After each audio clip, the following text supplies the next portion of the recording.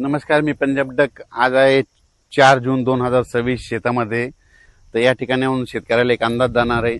आजच्या कंप्लीट 4, 5, 6 म्हणजे 4 दिवस पाऊस राहिलेला आहे. ज्यांची कामं असेल तर तुम्ही रोटायटर करून घ्या. राज्यामध्ये मात्र मी पहिल्यापासूनच म्हटलं होतं 7 ते 14 मध्ये राज्यात मान्सूनचा पाऊस येणार आहे. तर केरळला देखील मान्सून सक्रिय झाला आणि पुढे प्रवासाकडे निघालेला आहे. त्याच्यानंतर आता ते महाराष्ट्राकडे येणार आहे. मात्र 7 तारखेपासून काही भागात 7 ला सुरुवात होईल, दक्षिण महाराष्ट्राकडे पुन्हा 8 ला पुढे सरकल, 9 ला पुन्हा आणखी पुढे सरकल, असं सरकत पुढे सरकणार आहे. म्हणून हा अंदाज सर्व मग 14 पर्यंत महाराष्ट्राच्या बऱ्याच भागामध्ये मान्सून दाखल होईल, म्हणून हा अंदाज लक्षात यायचा. म्हणजे सांगायचं झालं तर 7 तारखेपासून ते 14 तारखेपर्यंत राज्यात बऱ्याच भागामध्ये मान्सून व्यापलेला दिसेल, म्हणून हे देखील लक्षात यायचं. पण राज्यात काय झालं की बराच प्रसार माध्यमातून म्हणतात की यावर्षी दुष्काळ पडणार आहे. तर तुम्हाला सांगतो, दुष्काळ वगैरे काही पडणार नाही. पाऊस थोडाफार कमी राहील, पिकं चांगले येतील. मात्र परतीचा पाऊस धुमाकूळ घालणार आहे, त्याच्यामुळे दोन्ही पिकं येणार आहे, रब्बी येणार आहे आणि खरीप पण येणार आहे. त्याच्यामुळे ही शेतकऱ्यासाठी सर्वप्रथम आनंदाची बातमी. पण काय झालं, बऱ्याच प्रसार माध्यमातून म्हणतात की दुष्काळच पडणार आहे.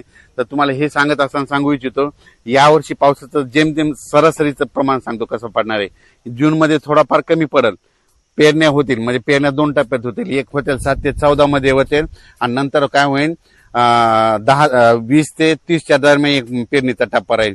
आणि त्याच्यामधून जर काही शेतकरी कोणाची वापसा नसली उरली तर मग 10 जुलै ते 15 जुलैमध्ये तिसरा टप्पा राहील. म्हणजे असे 3 टप्पे पेरणीचे राहणार. पहिल्यापासूनच मी सांगतो, म्हणजे 7 ते 14 मध्ये ज्यांच्याकडे ईदभर ओल गेली तर ते पेरणी करते, आणि त्याच्यानंतर 20 ते 30 मध्ये जिथं पाऊस पडला त्यांच्याकडे ईदभर ओली की ते पेरणी करते.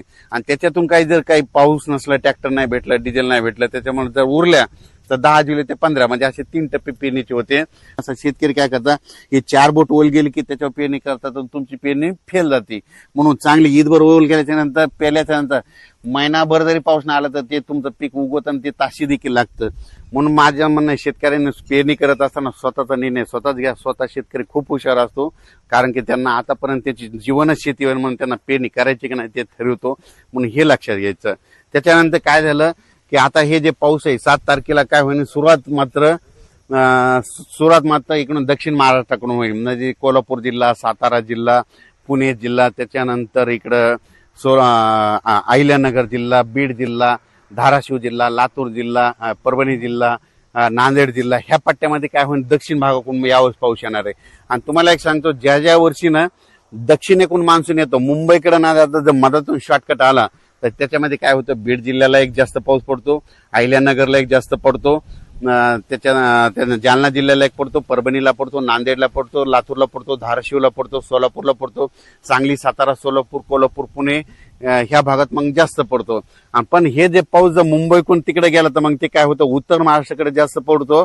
आणि हे जे बीड जिल्हा, लातूर जिल्हा, धाराशिव जिल्हा, अहिल्यानगर ह्या भागाला कमी पडतो.